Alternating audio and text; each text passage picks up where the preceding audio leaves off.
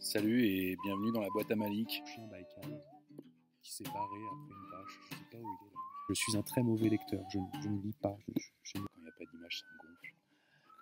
Le but, c'est de lire des lectures qui soient courtes, intenses et qui invitent à la réflexion.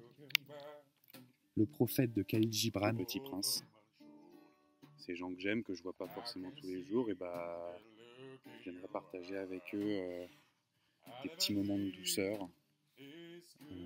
Asseyez-vous confortablement avec quelqu'un que vous aimez ou juste vous-même. Je vous souhaite de vous aimer. D'ici là, je vous souhaite une belle écoute.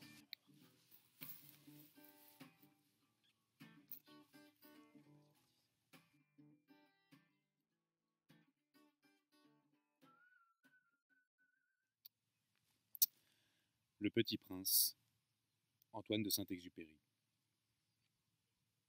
Je demande pardon aux enfants d'avoir dédié ce livre à une grande personne. J'ai une excuse sérieuse. Cette grande personne est le meilleur ami que j'ai au monde. J'ai une autre excuse. Cette grande personne peut tout comprendre, même les livres pour enfants. J'ai une troisième excuse. Cette grande personne habite la France où elle a faim et froid. Elle a bien besoin d'être consolée. Si toutes ces excuses ne suffisent pas, je veux bien dédier ce livre à l'enfant qu'a été autrefois cette grande personne. Toutes les grandes personnes ont d'abord été des enfants, mais peu d'entre elles s'en souviennent. Je corrige donc ma dédicace et la dédie à Léon Wörth, quand il était petit garçon.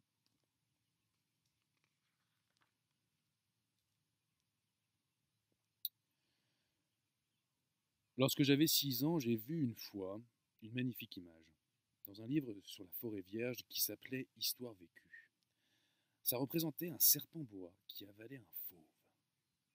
Voilà une copie du dessin. On disait dans le livre, les serpents boa avalent leur proie tout entière, sans la mâcher. Ensuite, ils ne peuvent plus bouger, et ils dorment pendant les 6 mois de leur digestion. J'ai alors beaucoup réfléchi sur les aventures de la jungle, et à mon tour, j'ai réussi avec un crayon de couleur à tracer mon premier dessin. Mon dessin numéro 1, il était comme ça. J'ai montré mon chef-d'œuvre aux grandes personnes et je leur ai demandé si mon dessin leur faisait peur. Elles m'ont répondu, pourquoi un chapeau me ferait-il peur ? Mon dessin ne représentait pas un chapeau. Il représentait un serpent boa qui digérait un éléphant. J'ai alors dessiné l'intérieur du serpent boa, afin que les grandes personnes puissent comprendre. Elles ont toujours besoin d'explications. Mon dessin numéro 2 était comme ça. Les grandes personnes m'ont conseillé de laisser de côté les dessins de serpents bois ouverts ou fermés et de m'intéresser plutôt à la géographie, à l'histoire, au calcul et à la grammaire. C'est ainsi que j'ai abandonné à l'âge de 6 ans une magnifique carrière de peintre. J'avais été découragé par l'insuccès de mon dessin numéro 1 et de mon dessin numéro 2. Les grandes personnes ne comprennent jamais rien toutes seules, et c'est fatigant pour les enfants de toujours et toujours leur donner des explications. J'ai donc dû choisir un autre métier, et j'ai appris à piloter des avions. J'ai volé un peu partout dans le monde, et la géographie, c'est exact, m'a beaucoup servi. Je savais reconnaître du premier coup d'œil la Chine de l'Arizona, c'est très utile si on est égaré pendant la nuit. J'ai ainsi eu au cours de ma vie des tas de contacts avec des tas de gens sérieux. J'ai beaucoup vécu chez les grandes personnes. Je les ai vus de très près.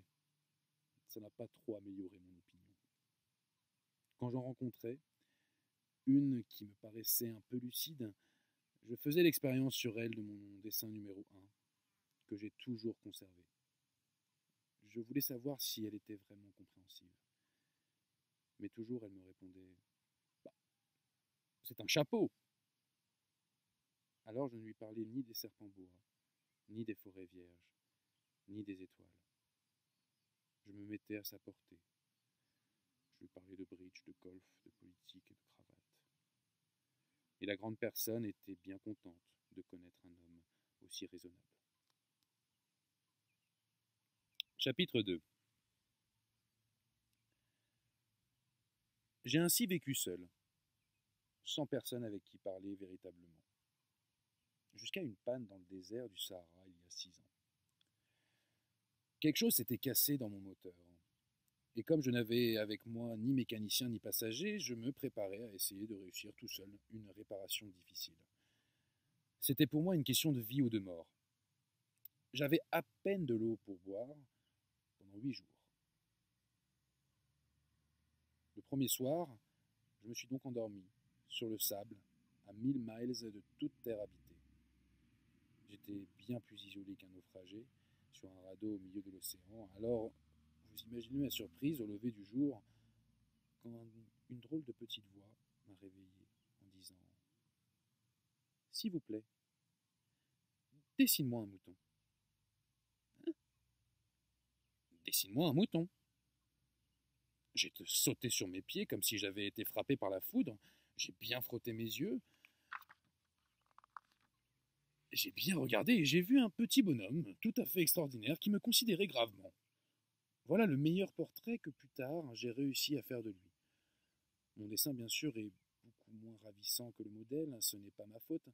J'avais été découragé dans ma carrière de peintre par les grandes personnes à l'âge de 6 ans, et je n'avais rien appris à dessiner, sauf les bois fermés et les bois ouverts. Je regardais donc cette apparition avec des yeux tout ronds d'étonnement. N'oubliez pas que je me trouvais à 1000 miles de toute région habitée. Or, mon petit bonhomme ne me semblait ni égaré, ni mort de fatigue, ni mort de faim, ni mort de soif, ni mort de peur. Il n'avait en rien l'apparence d'un enfant perdu au milieu du désert, à 1000 miles de toute région habitée.